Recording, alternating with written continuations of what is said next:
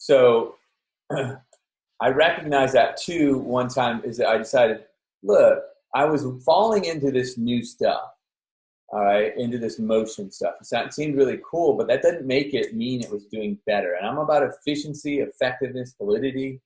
And so what I would do is I would take, I'm going to write something down here just so you guys can see it. I would do 4 exams on people. I'd do a musculoskeletal, so myofascial. I'd do a tender point, looking for tender points. So I was looking for tightness in the muscles and things. Then I would do a tender point, looking for hot spots. Then I would do a mechanical, looking for the joints and spine and hip alignment and stuff. And then I would do a range of motion. 5 of them, sorry. And then I'd do a neuro, right? Checking neuro flossing kind of stuff. And I'd test the whole body for it. And then what I would do is I'd write down everything I found looking like this. I'd just say 1 to 20 or whatever, how much I found. And then I would say, and I'd start at different people, I'd say, okay, I'm going to start on a mechanical assessment and just do a joint mode. And I'd do 1 joint mode, so I would choose whichever. I'd choose whichever maybe was the worst one, and I'd choose to do a joint mode because this one was the worst one. All right? But then what I would do is I'd go and I'd reassess how many of them changed. I'd reassess each one of them. And this is what ended up happening. When I did a more passive thing in the area, it got a lot fewer of them to change. Sometimes it got worse too. That's how I learned. Is that, ooh, look at all that. That got worse. That one got worse. What was I doing? And I sequentially began proving for my own self, okay, I can stop doing that one and start doing this stuff. So what I mean by that is, so I'd take that through here. So if it was in the region and it was passive, like a joint mode, maybe if I had 20 things wrong, maybe 4 of them would change. If I went to some technique that was a little bit more global, right? So I'm going to stay away from strength counter strength just for a second, because that was pretty cool stuff what happened with strength counter strength. But let's just take, oftentimes Mulligan away from, if you don't know Mulligan, well, I'm not going to explain it, but I would take another technique. Or let's just say I would find out the worst thing was their shoulder, but I'd find out their psoas was the most yucky from a myofascial perspective. When I do away from the body, away from it, it would change a lot more, it seemed, right? And I was like, oh, that's kind of wild too.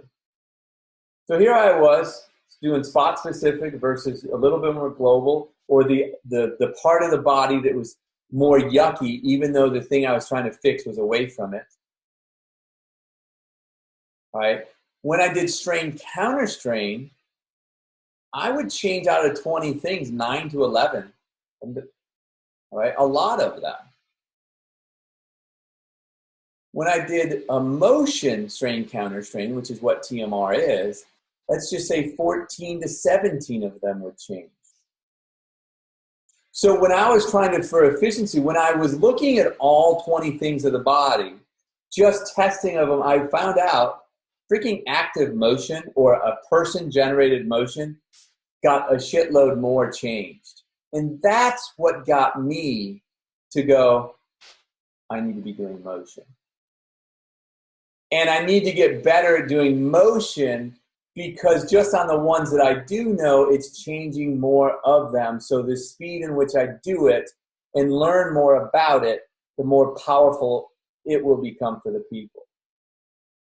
And so there were at times, like there was a strain counter strain, if you know, there's a tender point in the arch of the foot. And then usually in the gastroc or something that when released really did amazing stuff for plantar fascia. And for the longest time, I had to use that manual technique because I couldn't figure out what to do exercise-wise. Well, then I figured out all I had to do was raise up onto the toes and let them kind of flip their foot over or something, and it gave them the same relief. I was like, cool. I switched something very, very cool from a manual technique to a motion technique. So, guys, if you're wondering why I chose to do what I did, because I went through and I tested the whole body with 5 different types of exams. I then took whatever was the yuckiest. I then started playing around with, I would do mechanical, then I would, the mobilization or manipulation. Then I would do a neuro on a couple more people and see what it did. And then I would do a different manual technique. And then I would do a motion technique. And it always seemed to incorporate that when they were doing something on themselves, I didn't almost care what it was, they seemed to be doing more better. They would affect more things. And I was like, that's pretty cool. And that's where, when I said to you guys before, is that, hey, when you seem to activate or engage a person, it literally changes more things. However, you need to be paying attention to them to physically do that.